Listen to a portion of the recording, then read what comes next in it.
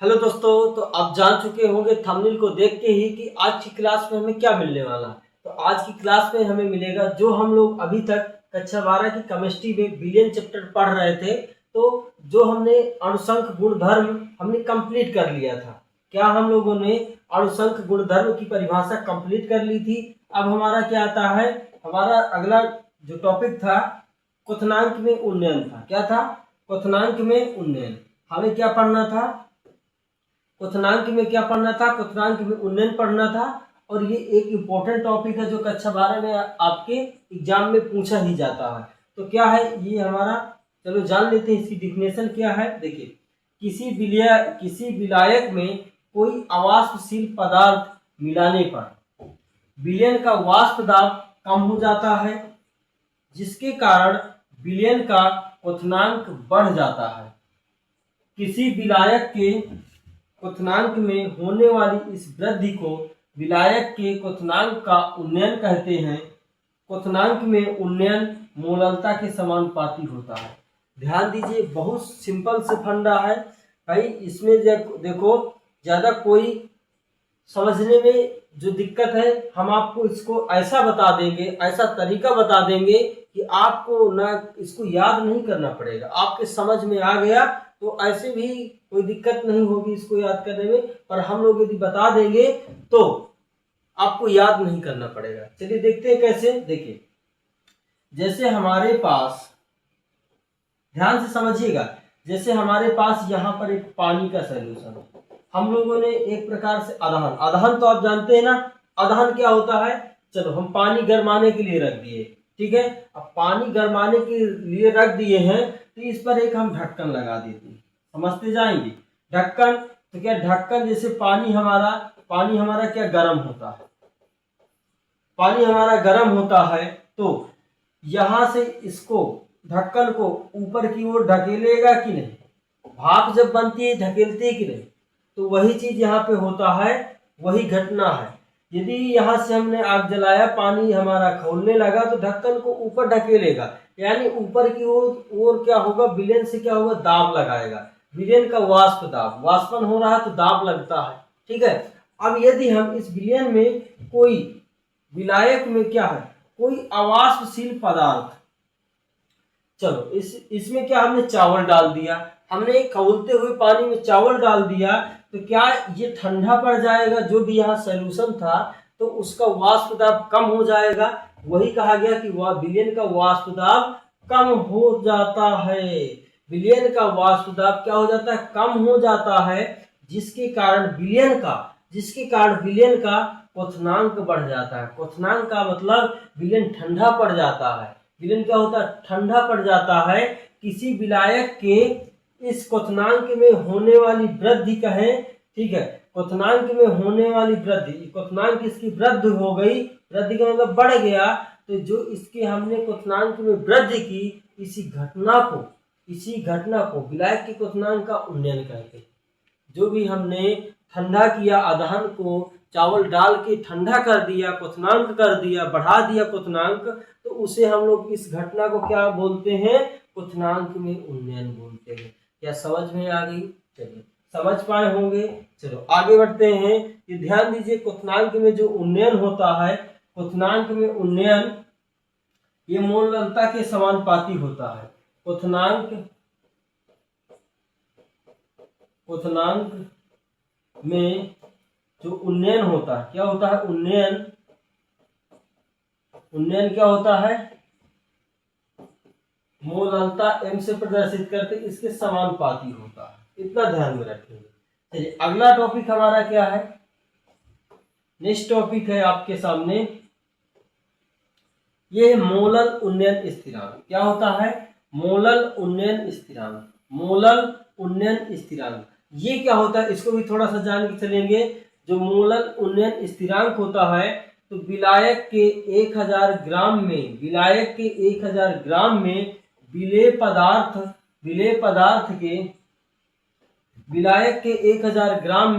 विलेय पदार्थ के 1 मोल को मिलाने पर क्वथनांक में होने वाली वृद्धि मोलल उन्नयन स्थिरांक कहलाती है। देखिए मोलल उन्नयन स्थिरांक वही चीज है कि 1000 ग्राम में कोई विलायक का 1000 ग्राम में विलेय पदार्थ की कुछ मात्रा हम मिला देते हैं, 1 मोल मिला देते हैं, तो ये हमारा 1 मोल का मतलब मोलल, 1 मोल यदि मिलाएंगे तो मोलल उन्नयन स्थिरांक होगा, मोलल उन्नयन स्थिरांक होगा। अभी हमने उन्नयन पढ़ा है तो वही स्थिरांक हो जाता है यदि 1 मोल मिलाते हैं। समझ पाए?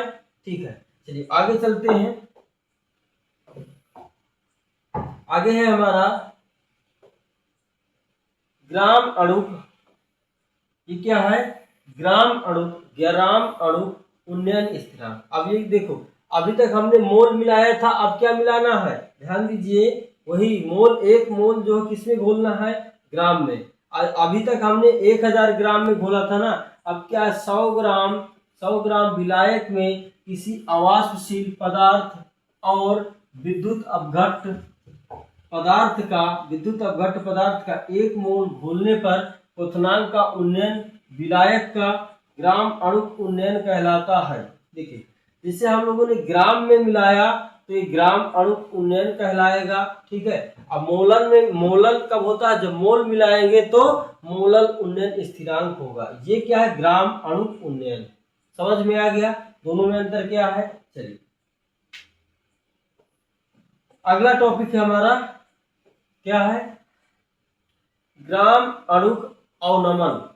ग्राम अणुक अवनमन, उन्नयन में मतलब वृद्धि होती है, अवनमन में क्या होती है? कमी होती है, बस इतना सा अंतर होगा।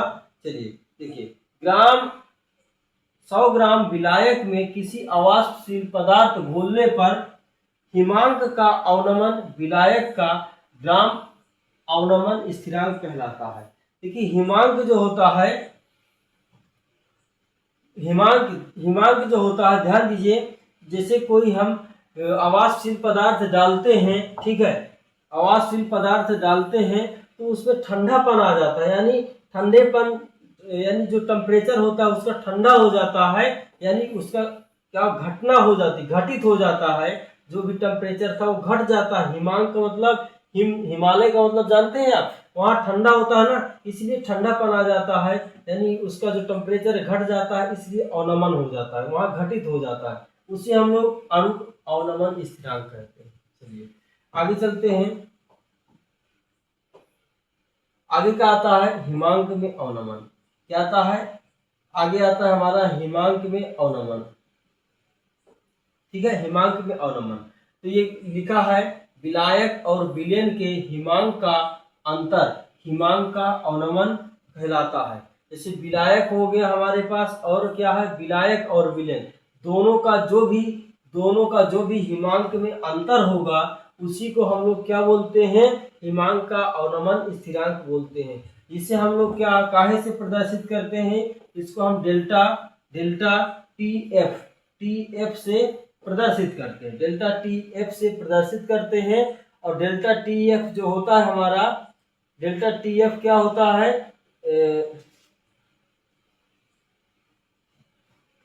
हिमांक में अवनमन जो होता है, डेल्टा टीएफ हमारा क्या होता है?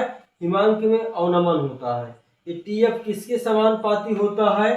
टीएफ जो होता है एक प्रकार से मोल प्रभाज के समानुपाती होता है। किसके? मोल प्रभाज के, यहां से लिख लेंगे, मोल प्रभाज के समानुपाती होता है। ठीक है, मोल प्रभाज के समानुपाती होता है। ये टीएफ बराबर, और हम फार्मूला निकालना चाहें तो ये हमारे पास जो समानुपाती होगा, क्या पी ए का ऐसे आया था नॉट, और ये क्या इनटू में क्या आया था हमारे पास, क्या आया था, और एक फार्मूला क्या आया था हमारे पास, एस में आया था। क्या ऐसा फार्मूला आया था इसके पहले जो भी हमने टॉपिक पढ़ा है? शुद्ध दाब, और ये क्या है? अशुद्ध दाब। ठीक है, दोनों का अंतर। चलिए नोट हो गया होगा।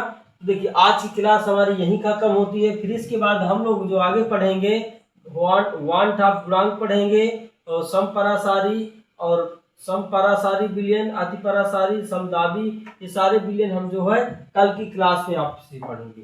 तो जो है यदि वीडियो आपको अच्छा लगा हो तो लाइक करिए, दोस्तों के साथ शेयर करेंगे, और वीडियो को लास्ट तक जरूर देखा करिए। ठीक दोस्तों, जय।